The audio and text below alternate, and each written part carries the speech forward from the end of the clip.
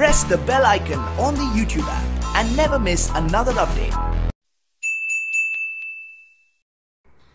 चलिए आज मैं आप लोगों के बीच में चर्चा करूंगा अवतल दर्पण की फोकस दूरी और वक्रता त्रिज्या का संबंध, यानी the relationship between focal length and radius of curvature of a concave mirror.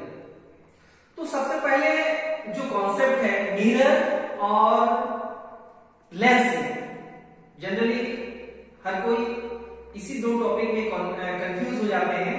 तो मिरर में क्या होता है, इसका एक सरफेस रिफ्लेक्टिंग सरफेस होता है, जबकि दूसरे सरफेस यहां पर पॉलिश किया हुआ रहता है, पेंट किया हुआ रहता है। जबकि लेंस में क्या होता है, जिसमें आकार दिखता है, यानी लाइट यहां से आई और यहां से पास होके चली गई, तो समझ लीजिए वो लेंस है। और जिसमें आर पार नहीं दिखता है, उसमें अपना मिरर में अपना प्रतिबिंब दिखता है, उसको हम कहते हैं मिरर। यानी यहाँ पर दो टाइप के मिरर हो सकते हैं। तो मिरर जनरली दो टाइप के मिरर होते हैं, एक होते हैं प्लेन मिरर और दूसरा होता है स्फेरिकल मिरर। तो स्फेरिकल मिरर जो होता है एक स्फीयर का पार्ट होता है। जैसे आप एक तरबूज को लें, थोड़ी देर के लिए एक तरबूज को लेते हैं और अंदर का पूरा मटेरियल को निकाल दें। यानी ये अगर एक तरबूज है और इस तरबूज के अंदर का मटेरियल को निकाल दें और यहां से थोड़ा सा पार्ट इसको काट ले, यानी ऐसे सर्कल पार्ट में काट ले उसके पृष्ठ पर, तो काटने से इस प्रकार की आकृति बनता है। यदि हम इसको देखें तो ये निश्चित रूप से ये जो ग्लास का पार्ट है ये पूरे एक स्फीयर का पार्ट बना होगा। यानी ये जो मिरर है ये एक स्फीयर का पार्ट है। तो स्फीयर का पार्ट होने के कारण मान लीजिए ये स्फीयर का पार्ट है, अगर यहां पर आउटर पोर्शन पॉलिश कर देते तो ये कॉन्केव मिरर बन जाता है। जबकि इसका इनर सरफेस अगर पॉलिश कर दे तो ये कॉन्वेक्स मिरर हो जाता है। ये कॉन्केव मिरर और ये कॉन्वेक्स मिरर, यानी ये अवतल दर्पण के नाम से जाने जाते हैं, और अवतल दर्पण, और ये हो गया आपका उत्तल दर्पण। तो ये जो दर्पण है इसको पहचानने का तरीका है, यदि आप इस मिरर में अपना प्रतिबिंब देखेंगे, यदि मिरर में हम अपना प्रतिबिंब देखते हैं तो यहां पर प्रतिबिंब अपने से छोटा बनता है। यदि ये पेन है तो पेन का प्रतिबिंब इससे छोटा बन रहा है, तो निश्चित रूप से ये जो प्रतिबिंब होगा ये वर्चुअल इमेज होगा और ये कॉन्वेक्स मिरर होगा। तो दो प्रकार के मिरर है, कॉन्वेक्स मिरर और कॉन्केव मिरर। तो आज का जो टॉपिक है वो मेरा है कॉन्वेक्स और कॉन्केव दोनों मिरर के जो फोकल लेंथ और रेडियस ऑफ कर्वेचर पर रिलेशनशिप फाइंड करना है। तो यहां पर दो कॉन्सेप्ट और आ रहा है कि इसके फोकल लेंथ और रेडियस ऑफ कर्वेचर, यानी ये जो स्फीयर है देखिए, तो इसका सेंटर होगा, इस सेंटर से इसके मिड पॉइंट, यानी इस मिरर का जो मिड पॉइंट होता है वो कहलाता है पोल, ध्रुव। और जिस स्फीयर का पार्ट है उसको कहते हैं centre of curvature. Centre of curvature यानी वक्रता केंद्र। तो ये वक्रता केंद्र है और इस वक्रता केंद्र और ध्रुव से होकर जाने वाली जो रेखा है इसको कहते हैं मुख्य अक्ष, प्रिंसिपल एक्सिस।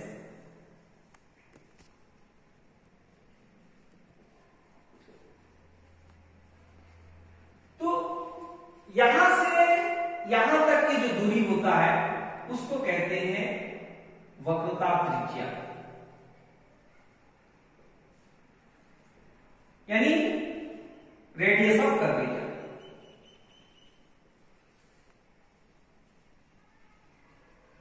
अब मिरर को ले तो इस पर आपतित होने वाली सभी किरणें परावर्तन के पश्चात एक बिंदु पर एकत्रित होती है और जहां पर एकत्रित होती है उसको कहते हैं फोकस। तो और इस पॉइंट को कहते हैं ध्रुव। तो यहां से यहां तक की दूरी को कहते हैं फोकस दूरी, यानी फोकल लेंथ। तो अपने को आज जो है किसी कॉन्केव मिरर हो चाहे कॉन्वेक्स मिरर हो, उसकी जो फोकस पॉइंट है, ध्रुव से फोकस तक की जो दूरी है उसको कहते हैं फोकस दूरी। The distance between pole to focus point of the mirror is called its focal length, and we have to derive the relationship between radius of curvature, that means the distance between pole to center of curvature. So this distance is called radius of curvature, and we have to derive the relationship between this R and F.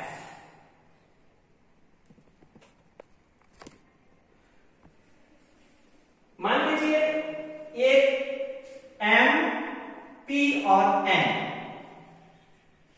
एक अवतल दर्पण है और PC इसका मुख्य अक्ष यानी principal axis.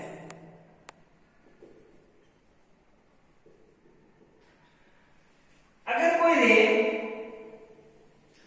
जो कि प्रिंसिपल एक्सिस के पैरेलल है,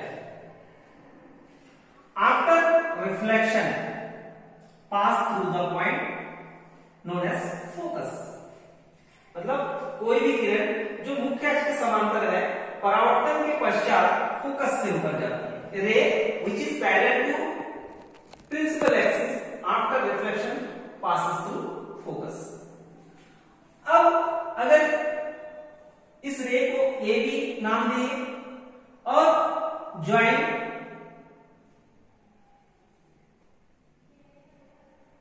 बी सी। अब B से C जो होता है ये रेडियस ऑफ कर्वेचर है। देखिए सेंटर से जो भी पॉइंट होगा सर्कमफ्रेंस पे वो क्या हो जाएगा, इस पर नॉर्मल होगा।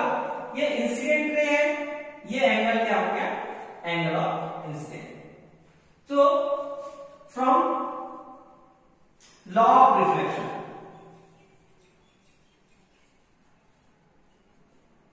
परावर्तन के नियम से, तो परावर्तन के नियम क्या कहता है,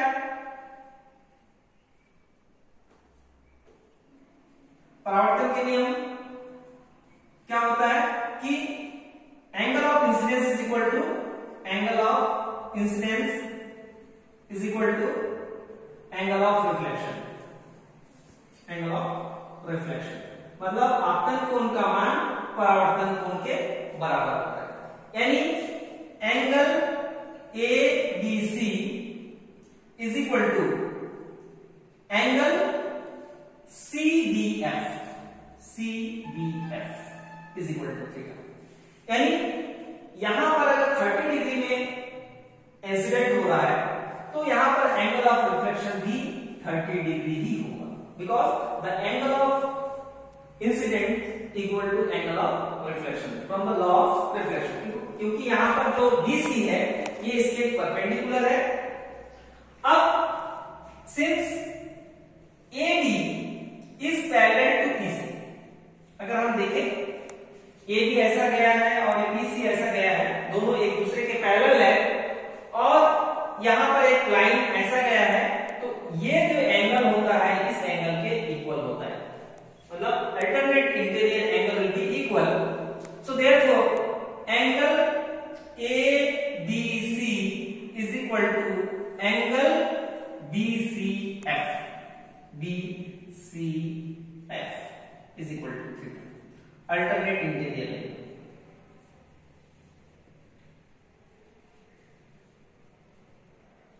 यानी एकांतर कोण जो है इक्वल हो जाए, तो एकांतर कोण बराबर हो गया, मतलब ये एंगल थीटा है, ये एंगल भी थीटा होगा, this angle is theta, so this angle will be also theta. तो अब अगर हम इस ट्रायंगल को देखें तो इन ट्रायंगल BCF अगर BCF अगर हम देखें तो इस टाइप का बन रहा है, ये एंगल थीटा है, ये एंगल थीटा है, ये एंगल, ये पॉइंट C है, ये B है और ये F है। अगर दोनों एंगल इक्वल है तो उनके corresponding sides will be equal, because since angle CBF is equal to angle BCF, therefore क्या हो जाएगा यहां पर FC is equal to BF के इक्वल हो जाएगा, मतलब ये वाला जो लेंथ है इस लेंथ के इक्वल होता है। अब दोनों लेंथ इक्वल हो गया। Now if aperture is small, यदि द्वारक छोटा हो, द्वारक छोटा हो यानी ये जो एपर्चर है ये छोटा हो, तो जब एपर्चर छोटा होगा और ऑब्जर्वेशन पॉइंट काफी डिस्टेंस पर होगा तो ये वाला जो डिस्टेंस है, ये वाला डिस्टेंस और ये वाला डिस्टेंस, ये अगर F है और ये पॉइंट B है और ये पॉइंट P है, so both will be nearly equal, दोनों लगभग इक्वल हो जाएगा। तो then BF is nearly equal to PF. BF is nearly equal to PF. So from equation 1 क्या हो जाएगा, FC is equal to PF, जो BF था वो PF में कन्वर्ट हो जाएगा, एडिंग PF बोथ साइड, दोनों पक्षों में PF को ऐड करेंगे, then PF plus FC is equal to PF plus PF, यानी दोनों पक्षों में हमने PF को ऐड कर दिया। अब PF को ऐड किए तो क्या हो गया, P to F, F to C, P to F plus F to C, यानी ये जो लेंथ हो जाएगा ये हो जाएगा PC is equal to PF, PC is equal to PF, ये लेंथ प्लस ये लेंथ यानी P to C के इक्वल हो जाएगा। तो अब PC is equal to PF है, ये इक्वेशन को हम दो ले लेते हैं। अब चिन्ह परिपाटी से, चिन्ह परिपाटी यानी from sign convention, sign convention क्या कहता है कि the distance which is measured in left side will be negative and the distance which is measured in right side will be positive.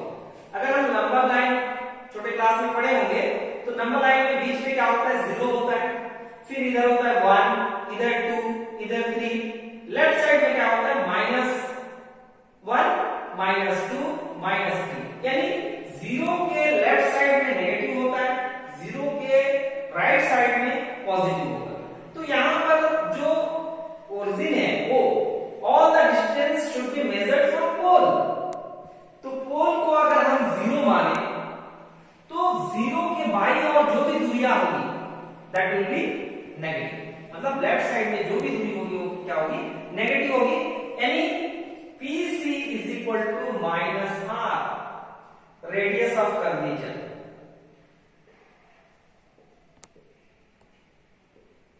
वक्रता त्रिज्या, and P to F that is -f, focal length यानी focus. तो यहां पर इस मान को यहां पर रखेंगे तो इसमें क्या हो गया, PC is equal to -r is equal to 2 into -f, दोनों साइड में माइनस माइनस कट जाएगा, यानी F is equal to r/2। तो हम बोल सकते हैं कि फोकस दूरी जो है वक्रता त्रिज्या की आधी होती है, that is the focal length of a concave mirror is half of the radius of curvature.